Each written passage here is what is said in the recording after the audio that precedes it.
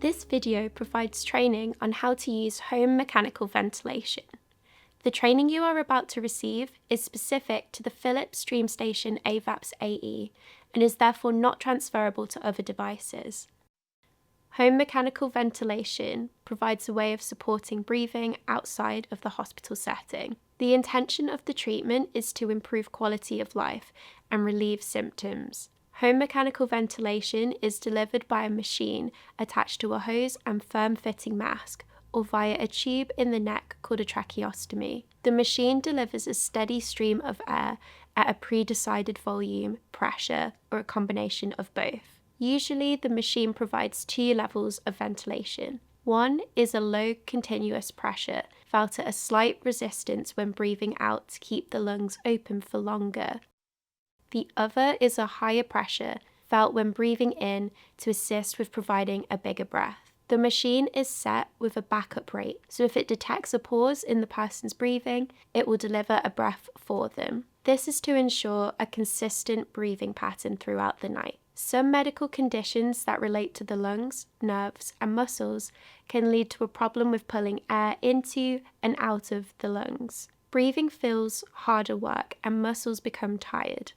This can lead to a buildup of carbon dioxide in the blood and a reduction of oxygen, especially at night. Home mechanical ventilation may enable breathing to be more effective, so muscles have time to rest.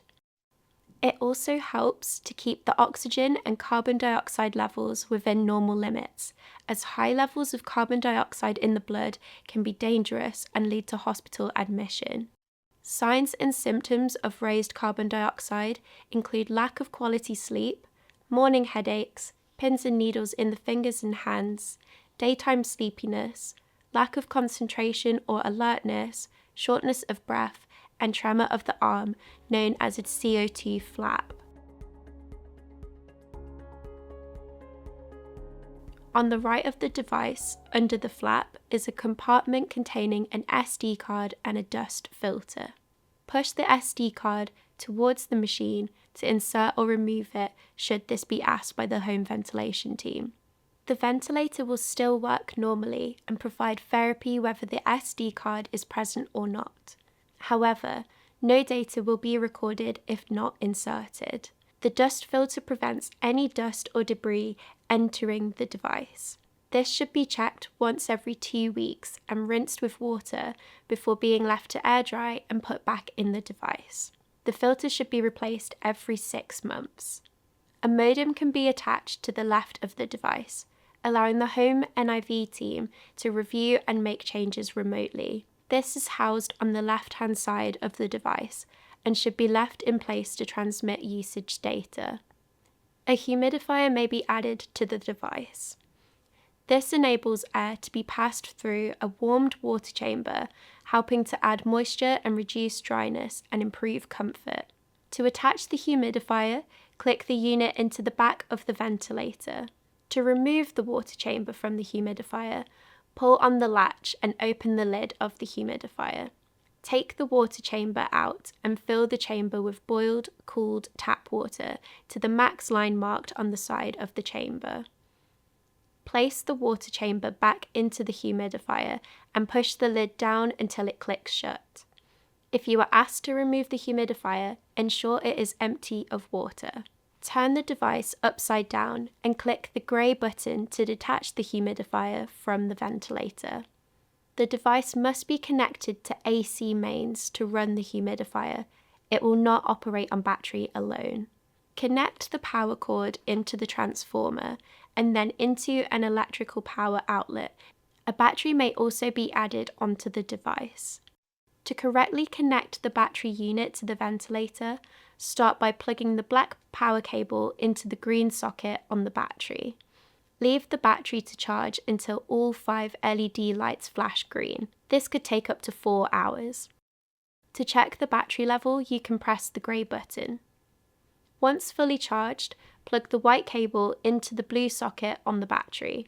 Plug the other end of the white cable into the ventilator. The unit is now in the correct circuit to draw power from the main supply, then from the battery pack when needed. If the message, "The attached power supply does not support humidification," is displayed, you may need to disconnect your battery from the ventilator and reconnect in the explained order.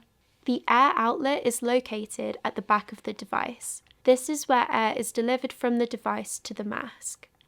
If a humidifier is attached to the ventilator, the outlet will be located on the top of the device. Attach the bacterial filter to the air outlet. It will only attach one way, so you can't get this wrong. This must be used with the device to protect from any bacteria. You will use a white filter for a dry circuit or a yellow filter with a humidified or wet circuit. Connect the hose firmly onto the filter and the free end firmly onto the mask.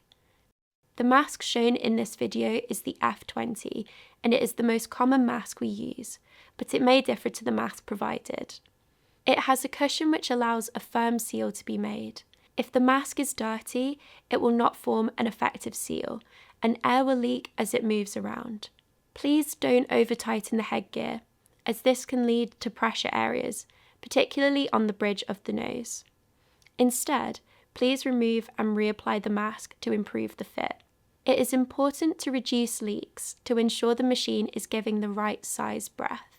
At the front of the mask, there is an exhalation port to allow carbon dioxide to escape, and you will feel the breath out here. Please ensure this is kept clean and not blocked or covered.